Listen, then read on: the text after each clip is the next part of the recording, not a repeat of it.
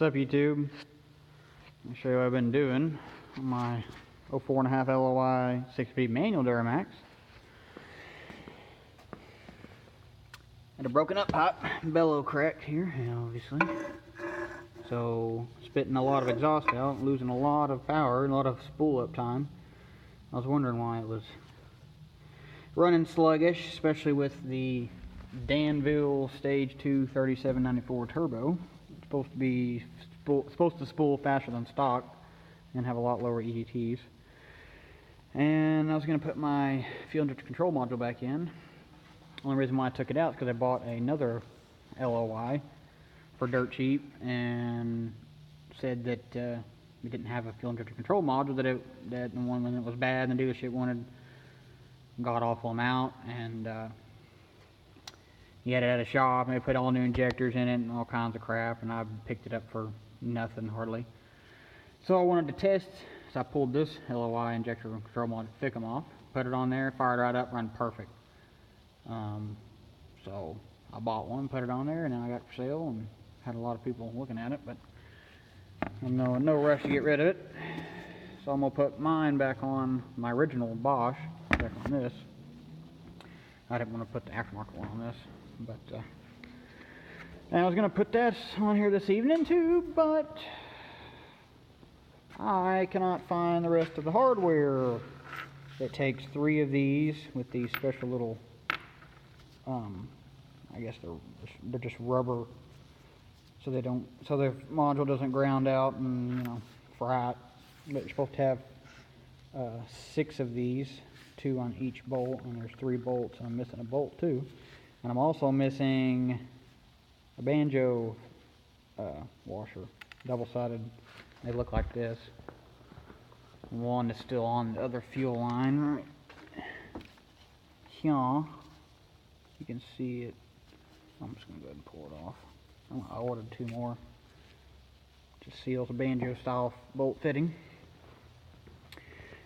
I wish these motors didn't have a FICM, because the LBZs don't have one. They did away with them, which was smart. Just one less component to have to worry about. Well, I don't know why they even had them on there. I'm not that smart to know why they needed them versus the newer ones.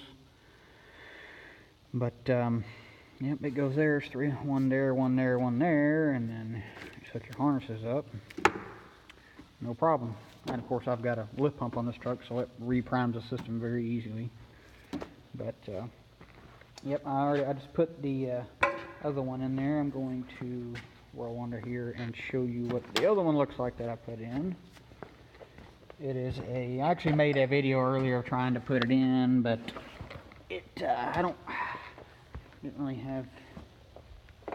could not really video it, get my little tripod position right. Bear with me here. Get under here and show you. It's pretty simple, especially when I got the transmission out. I'll show you why here in a second. There's 3 bolts there, 3 bolts there, up on the bottom of the turbo. This one come off my wrecked LBZ truck, and I had to pull it off before because the bellow on the riser that's a bellow, by the way, if you didn't know, that thing right there. The bellow that runs up to the riser for the EGR valve, which is deleted obviously, cracked. It's spitting exhaust out just like that bellow on that other up pipe I just showed you when it come off this truck. So I just cut it off and welded it shut, a little piece of metal. So this one, of course, the LOI and LBZ are the same. I think the LB, no, the LB, I don't think, I know for a fact the LB, well, I don't know for a fact, but I'm pretty sure the LB7s are different, because I know the down pipe's different and everything. But up pipes on LOI, LBZ, LMM are all the same. The LML will fit as well, but it's a better design. I know people talk about putting LML up pipes on, they're better flow, and I'm not sure if the bellows are stronger or what, but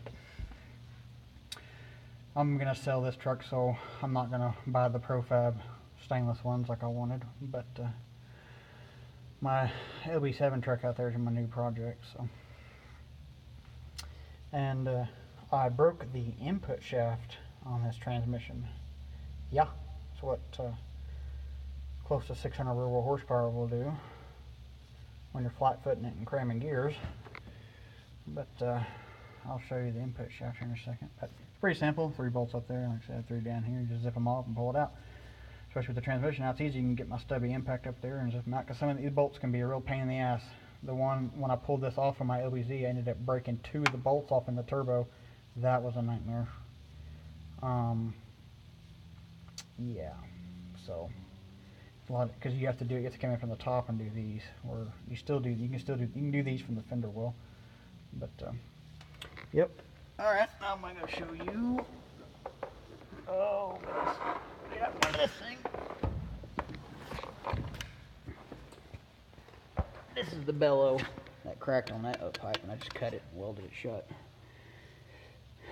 If you have the time when you do an EGR delete, you might as well go ahead, take your uppipe out and do this, because these will crack.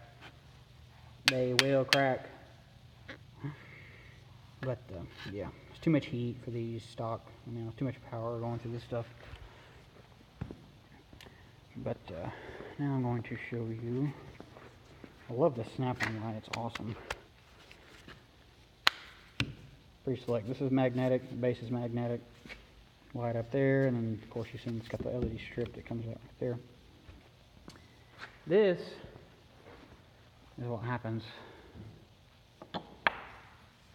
I had to drill that son of a gun and use a extractor, take a pair of vice grips, put on it, the extractor after I got it torqued in there, and then put a pry bar behind the vice grips and finally popped it free, because you can see it twisted the splines and wedged it up in there in the clutch.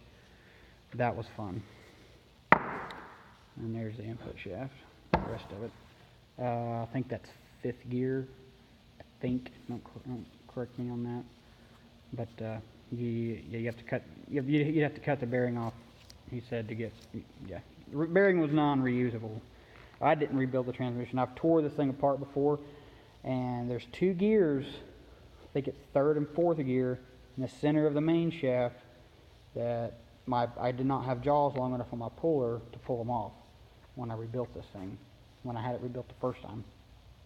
So I didn't even mess with trying to replace that, because I know you have to pull some gears off just to get to that or something, and I can't remember, it's been so long. But that's a ZF6 6-speed manual. Very rare transmission, very, very rare. Need to put the nuts on my slave cylinder, and there's a transfer case. I got to put all that back in, and this thing will be ready to rock and roll again. But yeah, as you can see, there's a clutch pedal. The LB7s are more common for a 6-speed manual. They're still very rare. I mean, not very, very rare, but they're rare.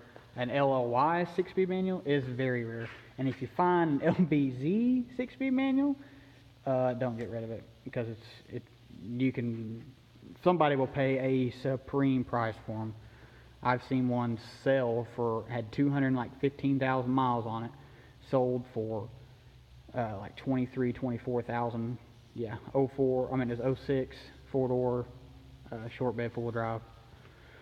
And it wasn't even leather or anything. I mean, it was cloth seats like that. I mean, it's power everything. Even had the steering wheel controls, but it's still cloth interior. But you can see I got the US Speedo gauges, and these are glow shifts. But yep, that's the project I'm messing with right now. Well, thanks for watching, guys.